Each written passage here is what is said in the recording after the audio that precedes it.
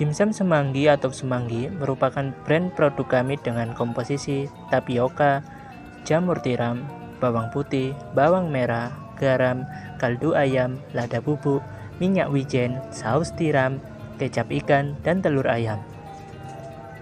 Desain logo yang kami gunakan memiliki arti di mana background berupa daun semanggi mengartikan bahwa identitas unggulan produk dimsum dengan bahan isian utama yang digunakan adalah daun semanggi. 3 buah daun semanggi yang mengartikan bahwa sebagai nilai keberuntungan dan sebagai unsur estetika tambahan. 4 buah dimsum yang mengartikan bahwa dalam satu porsi penjualan dijual sebanyak 4 pieces dimsum.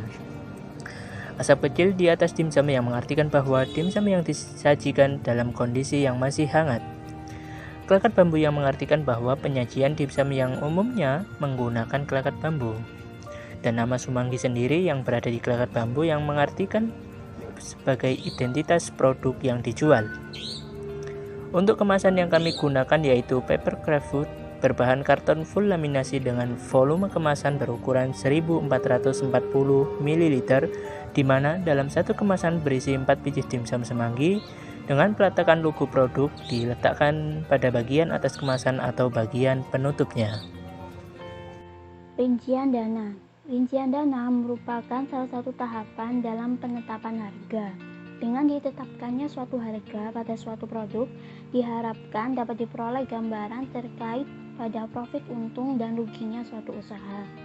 Yang pertama adalah biaya variabel atau biaya habis pakai, seperti biaya untuk bahan pembuatan dimsum dan kemasannya. Total biaya variabel dalam satu hari sebesar Rp55.665,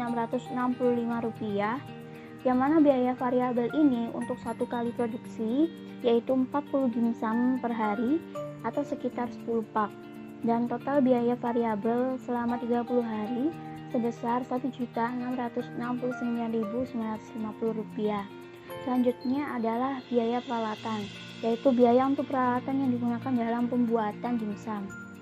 Dengan total biaya peralatan sebesar Rp223.200. Rincian dana untuk biaya lain-lain didapatkan total biaya sebesar Rp168.000. Rincian dana untuk total biaya keseluruhan dengan penjumlahan biaya habis pakai, biaya peralatan, dan biaya lain-lain didapatkan sebesar Rp2.061.150.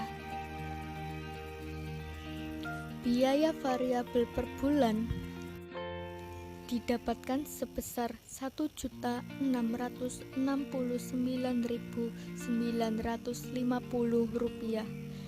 Biaya variabel per produknya, dengan satu produk kita menghasilkan 300 pak, didapatkan satuannya sebesar Rp5.566 per pak. Asumsi pendapatan didapatkan dari harga jual, di mana harga jual didapatkan dari harga pokok produksi ditambah dengan persentase keuntungan yang ingin dicapai. Harga pokok produksi didapatkan Rp8.500 per pak.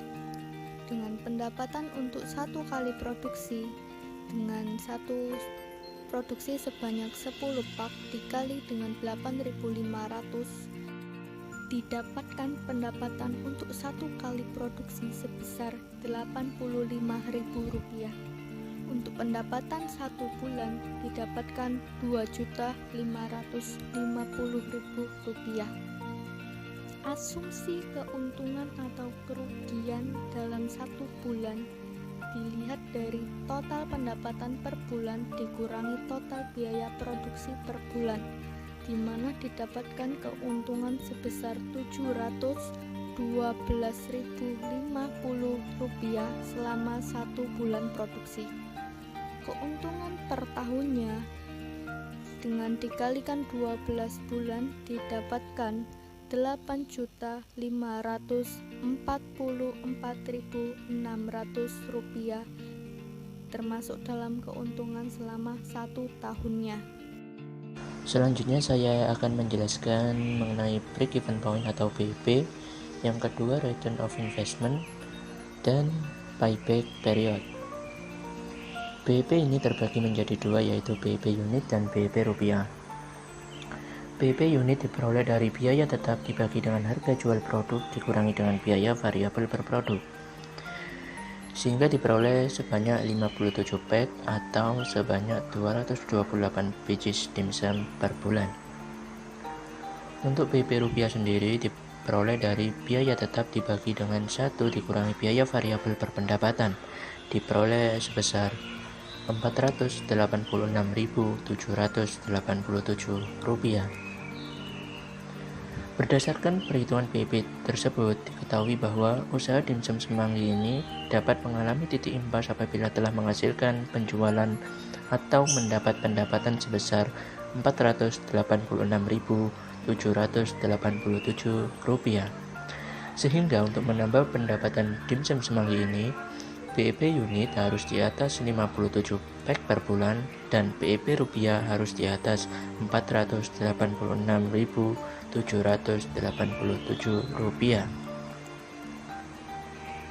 Selanjutnya ada return of investment atau ROI. ROI ini digunakan untuk mengukur persentase manfaat yang dihasilkan oleh suatu usaha dibandingkan dengan biaya yang dikeluarkannya. Apabila suatu usaha mempunyai ROI lebih dari 0, maka usaha tersebut dapat diterima. ROI ini diperoleh dari keuntungan per bulan dibagi dengan biaya produksi per bulan dikali dengan 100%, diperoleh sebesar 38,74%. Berdasarkan hal tersebut, produksi usaha dimsum semanggi ini memiliki modal yang dikeluarkan pada usaha ini dapat dikembalikan sebesar 38,74% dari keuntungan yang diperoleh per bulan. Selanjutnya terdapat payback period. Payback period ini diperoleh dari total investasi dibagi dengan keuntungan dalam 1 bulan, diperoleh sebesar 2,8 bulan, yang artinya bahwa segala investasi yang dikeluarkan dapat kembali pada jangka waktu 2,8 bulan. Investasi usaha ini dapat dikembalikan setelah 84 kali produksi. Selanjutnya akan dijelaskan oleh Muhammad Hanif. Selanjutnya yaitu daya tahan produk. Daya tahan produk dimsum dapat bertahan selama 4 hari dalam suhu ruangan. Apabila dalam kondisi beku, dapat bertahan selama 2 minggu hingga 1 bulan. Yang menjadi kendala dalam usaha bisnis dimsum yaitu adanya persaingan bisnis, modal awal dalam usaha, daya tahan produk yang tidak bertahan lama.